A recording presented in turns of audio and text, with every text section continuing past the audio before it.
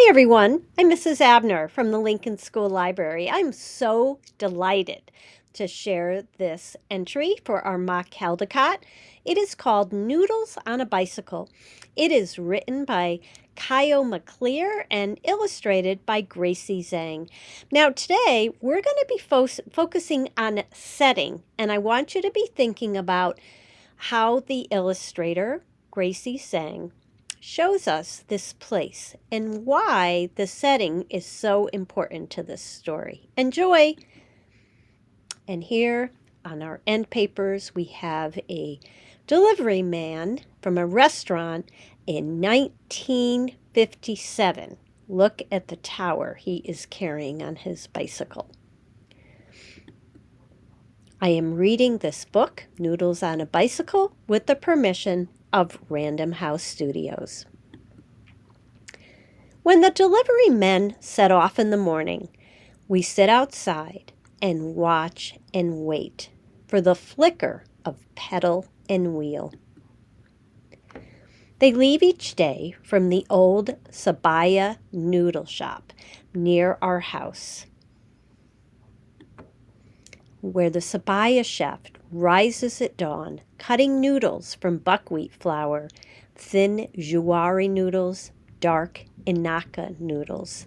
Making his famous house broth, the Sabaya chef has been around for years, making only one thing.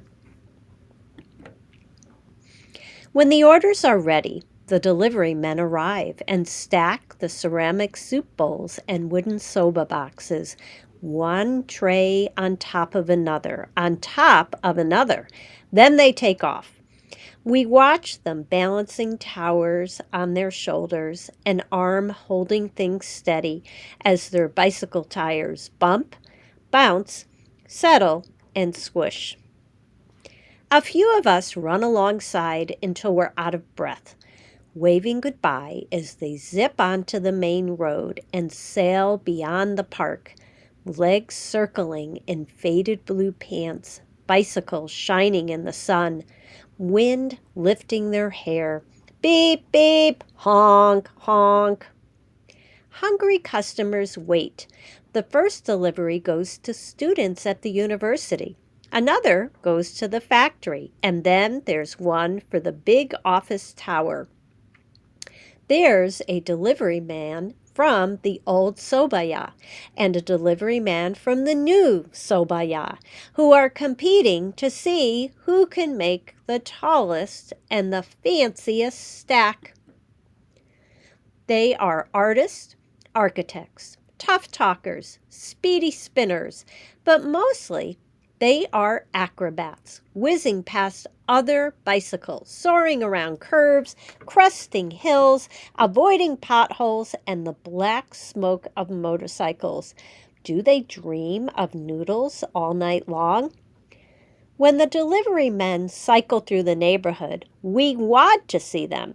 We want to be them. We give it a try. We pluck one of our bikes from the shed, squeaky seat and rusty chain. We carefully practice stacking trays with bowls filled with water.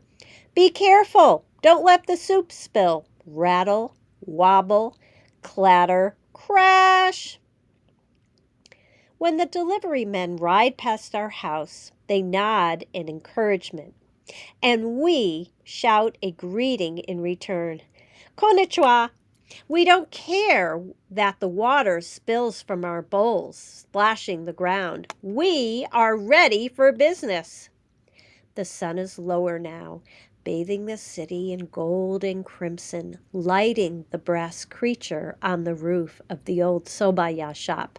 The delivery men move on tired legs, hair flattened from a swift and sweaty day. They weave slowly through late-night traffic, thick clouds of exhaust, sweet smoky haze. Even when our city slows down, the delivery men still go. Hungry customers still wait. What is it like to work outside all day, cycling for a living, the dusk air hot and heavy and sticky like honey, When will they head home from work? As night falls, we all sit at the table. We are hungry, we tell Mama. We want noodles. We want soupy, slurpy noodles. Thin, long, belly-filling noodles. Cold, chewy noodles made for dipping. Mama claps her hands together and calls the old sobaya on the telephone. We wait until we hear the clanging of a bell. We run to greet Papa! Soon we're all eating soba. Steamy heat, glowing cheeks. We savor the quiet, chewy sweetness, the coolness of the grated daikon, making musical slurps while our kitty tracks the path of noodle from bowl to mouth. It always tastes even better than we remember. Down the hallway, our delivery daddy soaks in the tub, soaks his stiff legs, his arms heavy with holding, soaks the cramps that twitch their way across his calves. When it's time for bed, he comes to say goodnight. Oyasumi! He doesn't say much. I can tell he's tired, bone tired, but he tucks me in with a kiss. In the night garden, the empty bowls and boxes are stacked, one tray on top of another, rinsed, wet, and slick.